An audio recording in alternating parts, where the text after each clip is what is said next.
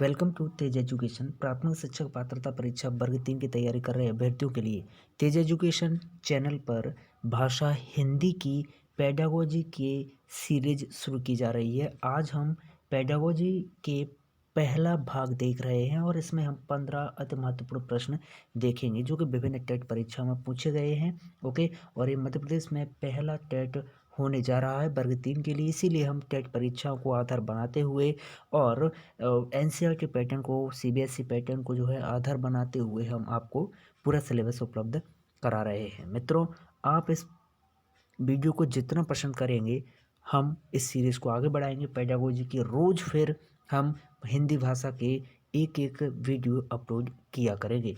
आएगा तो शुरू करते हैं। सबसे पहला प्रश्न है आपकी स्क्रीन पर कि पूरी पाठ्य चर्चा में भाषा की भूमिका को अनदेखा नहीं किया जा सकता। तो पूरी पाठ्य चर्चा में आकलन निर्माण में भाषा की भूमिका को अनदेखा नहीं किया जा सकता, या मूल्य निर्माण में, या फिर ज्ञान निर्माण में, या फिर व्याकरण के निर्माण में भाषा की भूमिका को अनदेखा नहीं किया जा सकता। तो इसका सही जवाब है कि पूरी की पूरी पाठ्य चर्चा में मूल्य निर्माण में भाषा की भूमिका को अनदेखा नहीं किया जा सकता। ऑप्शन बी इसका सही जवाब। आगे बढ़ते हैं, डिटेल देखे लेते हैं। देखिएगा, पूरी की पूरी पाठ्य चर्चा में हम मूल्य निर्माण में भाषा की भूमिका को अनदेखा नहीं कर सकते हैं। ओके, आगे बढ़ते हैं अगले प्रश्न की ओर।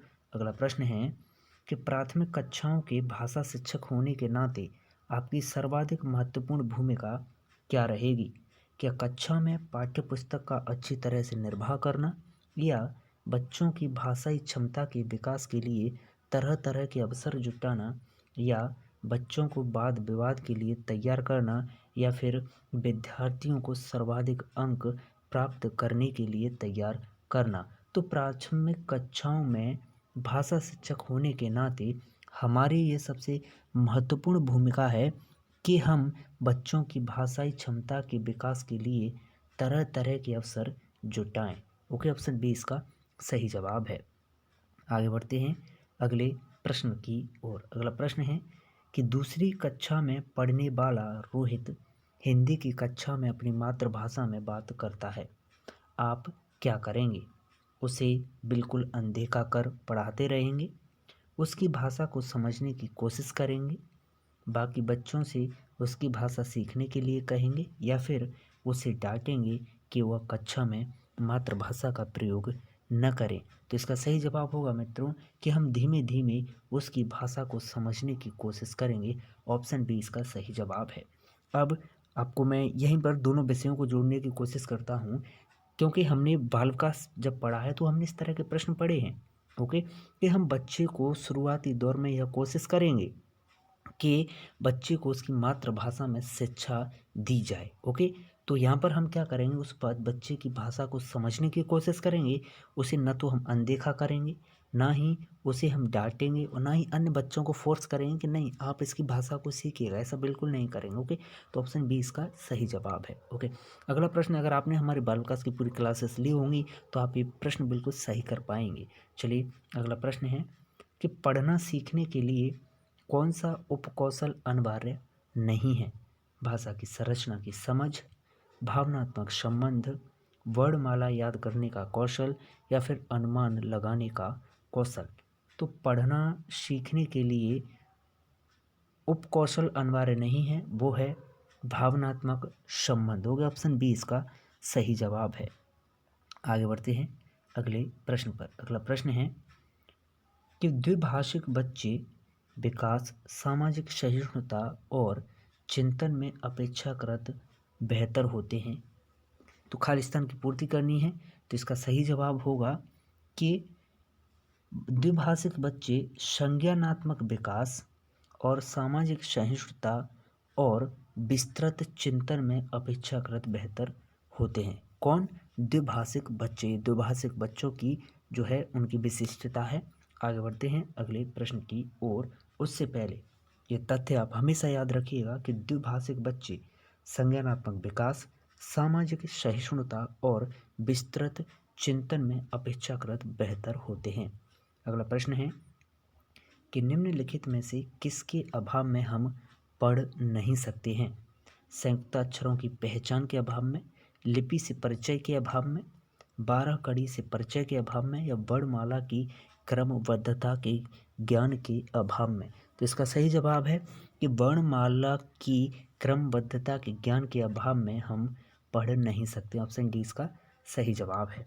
आगे बढ़ते हैं अगले प्रश्न की ओर। प्रश्न है कि भाषा और विचार के संबंधों की चर्चा में अग्रणी कौन है? वैगुष्यकी, पियाजे, स्किनर या फिर चॉम्स्की। तो भाषा और विचार के संबंधों की चर्चा में अग्रणी है वैगुत्स्की। ओके, ऑप्शन ए इसका सही जवाब।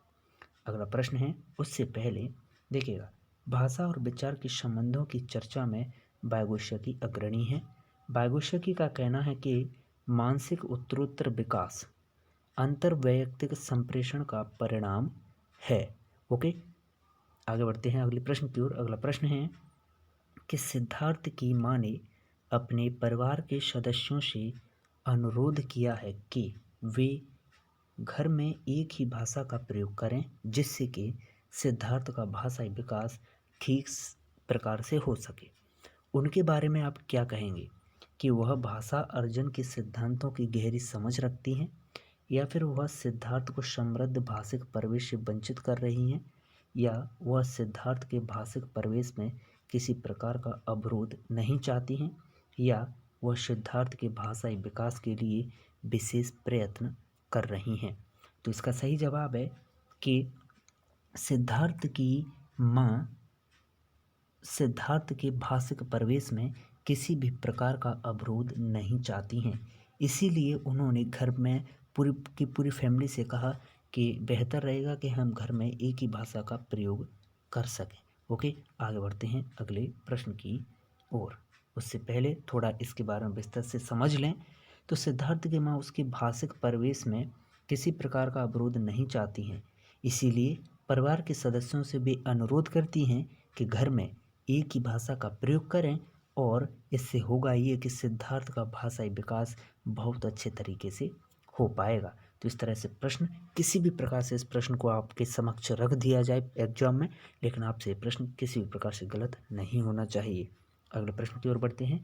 अगला प्रश्न है कि प्राथमिक स्तर पर भाषा शिक्षण के संदर्भ में सर्वाधिक महत्वपूर्ण है कि बच्चे शब्दों को जोड़ जोड़ कर वाक्य पढ़ सकें, लिखी या छपी सामग्री का अर्थ समझ सकें, लिखी या छपी सामग्री को बोल बोल कर पढ़ सकें, अक्षरों को जोड़ जोड़ कर पढ़ सकें। तो इसका सही जवाब है कि वे लिखी छपी सामग्री का अर्थ समझ सकें। ओके, ऑप्शन बी इसका सही जवाब है। आगे अगले प्रश्न की ओर बढ़ते हैं। अगला प्रश्न है कि प्राथमिक स्तर पर लेखन क्षमता के संदर्भ में सर्वाधिक महत्वपूर्ण क्या है? सुलेख, वर्तनी, मौलिक विचार या फिर ऋतु लेख। तो इसका सही जवाब है कि प्राथमिक स्तर पर लेखन क्षमता के संदर्भ में सर्वाधिक महत्वपूर्ण है मौलिक विचारों के। ऑप्शन सी इसका सही जवाब है। अगला प्रश्न है कि निम्नलिखित में से कौन सी गतिविधि श्रवण एवं वाचन कौशलों के विकास के लिए सर्वाधिक उपयुक्त होगी? प्रश्नोत्तर सत्र आयोजित करना, रेडियो समाचार सुनाना, या फिर कहानी सुनाकर उस पर बच्चों की प्रतिक्रिया को जानना, या फिर हाव भाव के साथ कविता को बुलवाना। तो मित्रों, श्रवण और वाचन कौशल के विकास के लिए सबसे उपयुक्त विधि जो रहेगी वो रहेगी कहानी सुनाकर उस बच्चे की प्रतिक्रिया जानना। ओके, ऑप्शन सी इसका सही जवाब है।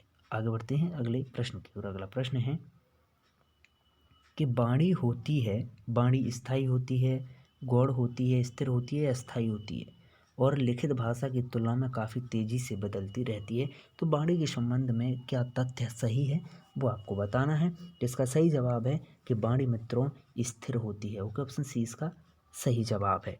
और लिखित भाषा की तुलना में ये काफ़ी तेज़ी से क्या है, बदलती रहती है। आगे बढ़ते हैं अगला प्रश्न। अगला प्रश्न है कि बहुभाषी कक्षा से तात्पर्य किससे है? बहुभाषी कक्षा से तात्पर्य किससे है?